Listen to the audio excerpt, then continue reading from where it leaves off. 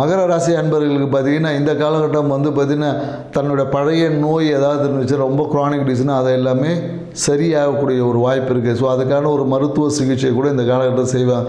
குறிப்பாக இவங்களுக்கு பார்த்திங்கன்னா வயிற்றில் ஒரு ஜீரண குறைபாடு இல்லை வயிற்றில் ஜீரண செரிமானம் சார்ந்த விஷயத்தில் ஒரு பாதிப்பு இருந்திருக்கும். அந்த விஷயங்கள் இந்த காலகட்டத்தில் சரியாகக்கூடிய ஒரு காலகட்டமாக இருக்குது. மேலும் நிறைய பேருக்கு என்னென்னாக்கா இந்த தோள்பட்டை கழுத்து எலும்பில் ஏற்பட்ட பாதிப்புகள் எல்லாமே சரியாகும். ஸோ அதுக்கு இந்த காலத்தில் மருத்துவம் சிகிச்சை கண்டிப்பாக செய்யணும். ஏன்னா 8ல் இருக்கக்கூடிய கேது பகவான் பார்த்திங்கன்னா ரொம்ப குரானிக்கல் டிசீஸ், ஒரு ஆழமான ஏதாவது ஒரு வியாதியை இண்டிகேட் பண்ணிக்கிட்டே இருப்பார். ஸோ அதனால் என்னென்னாக்கா நோயின்னும் போது ஆரம்ப கட்ட விஷயத்துலேயே போய் பார்த்துடணும். ஸோ அதனால் என்ன பண்ணலான்னா நீங்கள் விநாயகருக்கு அருகம்புல் மாலையை போடுவது கொஞ்சம் உங்கள் வாழ்க்கையில் இருக்கக்கூடிய பிரச்சனைகளை தவிர்க்கிறதுக்கு உதவியாக இருக்கும். மேலும் இந்த காலகட்டத்தில் நீங்கள் எந்த ஒரு பணத்தை இன்வெஸ்ட் பண்ணி பணத்தை கொண்டு பணத்தை பெருக்கக்கூடிய வாய்ப்பு இருக்குது. அதாவது இந்த காலகட்டத்தில் ஏதாவது ஒரு நீங்கள் ஷேர் மார்க்கெட் அந்த மாதிரி ஏதாவது ஒரு விஷயங்களை ஒரு சிறிய அளவு இன்வெஸ்ட் பண்ணுங்கள். ரொம்ப பெருசாலாம் போகாதீங்க. நல்ல ஒரு லாபத்தை பெற்றுத்தரக்கூடிய தன்மைகள் இந்த காலத்தில்.